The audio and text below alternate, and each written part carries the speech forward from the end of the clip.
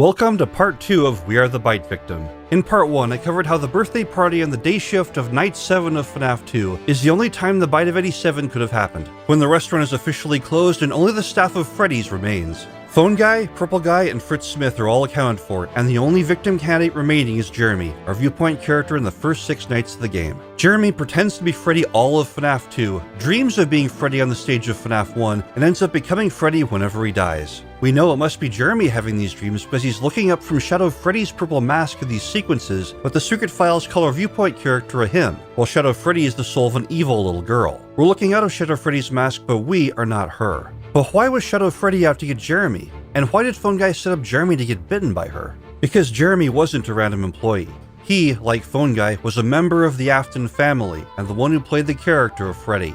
And for Shadow Freddy to take over the restaurant, Jeremy had to die. I'm Blackfoot Ferret, and these are my theoretical shorts. First, can I prove that Jeremy was a member of the Afton family? Yes, I can. And the proof begins with a bizarre flaw in FNAF 2's restaurant, that there's no kitchen anywhere in the entire building. Go ahead and look. The only 2 public rooms we never see on camera are the 2 restrooms by the main hall. FNAF 1 had its mysterious cloaked kitchen, but FNAF 2 doesn't have a kitchen at all. How can a pizza place not make pizza? There wouldn't be a single paying customer here if there was nothing to eat. Somehow, some way, pizza must be getting into this building. And having to order Domino's delivery for every single customer would be confusing, embarrassing, impossible to hide, and ultimately unprofitable. Freddy's must be connected to a facility with a kitchen.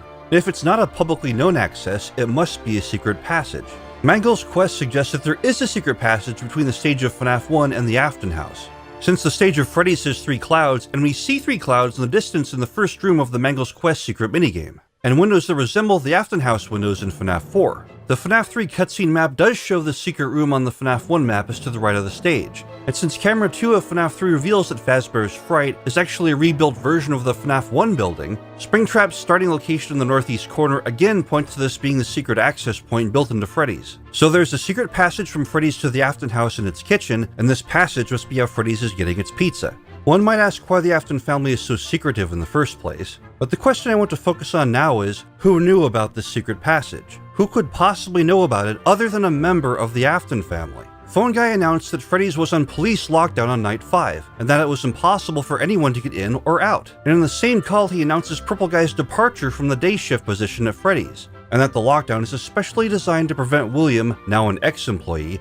from re-entering the restaurant. But William does re-enter on night 7, after Jeremy gets bitten on the day shift, under the name Fritz Smith. Freddy's only has 1 technician according to Phone Guy's FNAF 3 Night 4 phone call, yet both Mike Schmidt in FNAF 1 and Fritz Smith in FNAF 2 have the ability to adjust the animatronic settings to create a custom night, and are fired for the very same reasons of tampering and odor. William Afton knows about the secret entrance to the Afton house better than anyone.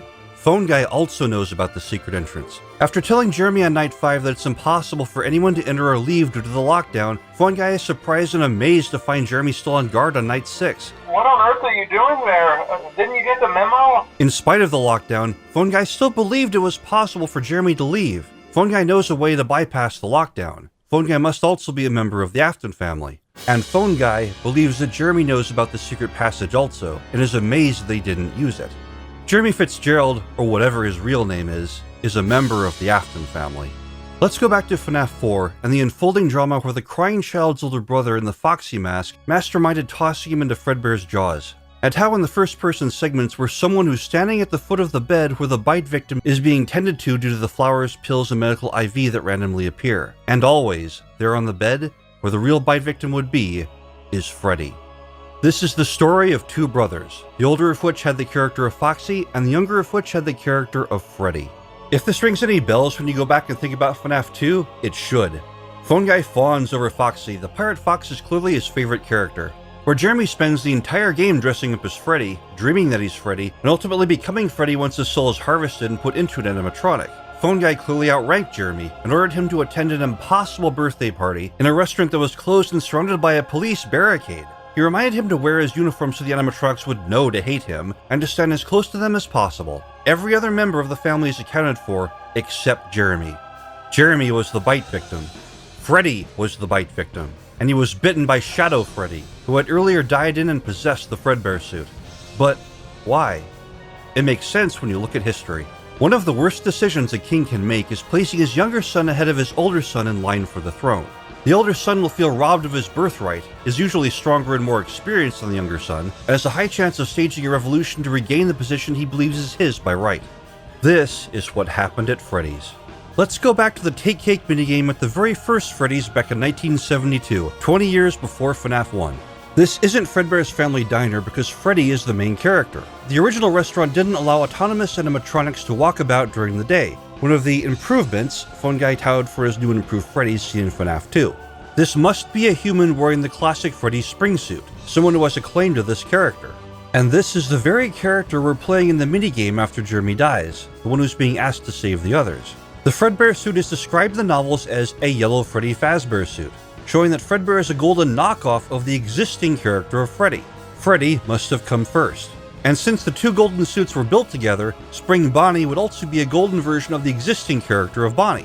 The golden suits were made in the first opening of Phone Guy's new and improved Freddy's in 1983. But the classic suits existed long before that, which is why Phone Guy tried to retrofit them with the newer technology. We're playing Freddy back in 1972 because this is Jeremy, the younger son of William Afton, who has, for some reason, been given the title character of Freddy as his own. Henry Afton, the pink guy, and the one we know as Phone Guy, is outside the restaurant in 1972, but inside it in Foxy Go-Go in 1983, an outsider that became an insider. Henry didn't own or run Freddy's in 1972, which suggests William Afton was the original owner and designer of the classic animatronics. One reason William is such an amazing technician.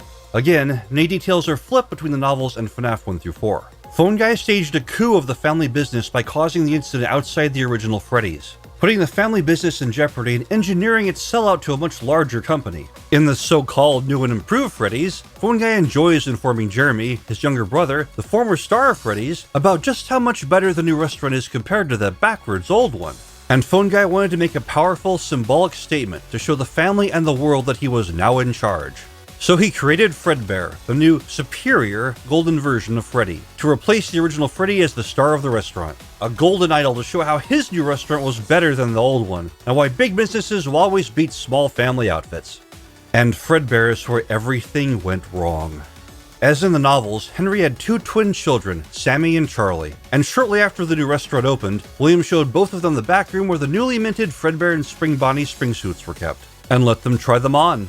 And either by an act of revenge, a terrible accident, or Phone Guy's blazing incompetence in designing the new animatronics, both children had spring-lock failures and died in the golden suits. Their souls were absorbed into Fredbear and Spring Bonnie, turning Charlie into Shadow Freddy and Sammy into Shadow Bonnie.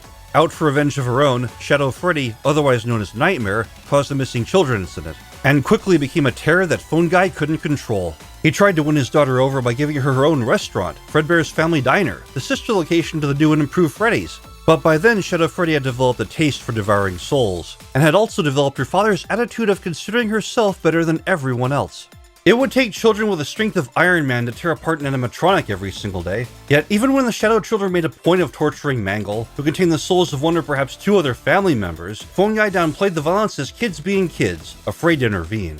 Shadow Bonnie's attack during the Save Them massacre ensured the doom of the new and improved Freddy's, Phone Guy's dream restaurant. And with his world crumbling around him, Phone Guy gave in to one more of his daughter's demands, and served her Freddy on a silver platter.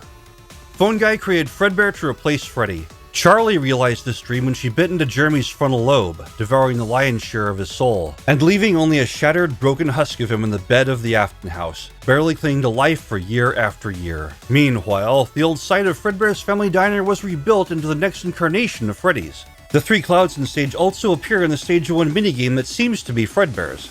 The building that was once Fredbear's was transformed into Freddy's, and a creepy new rule was added for all to see. Don't touch Freddy. Not Bonnie, not Chica, not Foxy.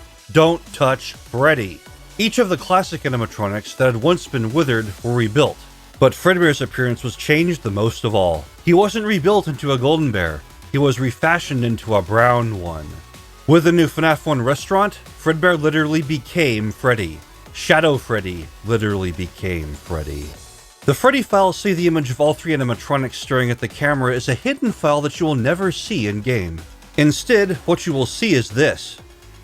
Freddy, with his eyes in shadow and pinpricks of light in them. Remember in How FNAF Spring Suits Really Work, where I showed that the golden suits weren't special because they were spring suits, but because the robot parts were built into their costumes instead of being a robot covered by a costume. The golden suits, in their natural appearance, are empty and eyeless, needing no obvious inner skeleton. Shadow Bonnie, or XQ, possessed the Spring Bonnie suit. The only reason Springtrap has eyes is because Purple Guy's robotic endoskeleton is trapped inside Spring Bonnie.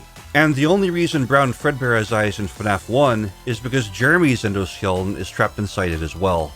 When we're looking at the secret picture from FNAF 1, we're looking at Freddy. Jeremy's soul is still in that animatronic, but we never actually see this picture because in FNAF 1, Shadow Freddy is always in control.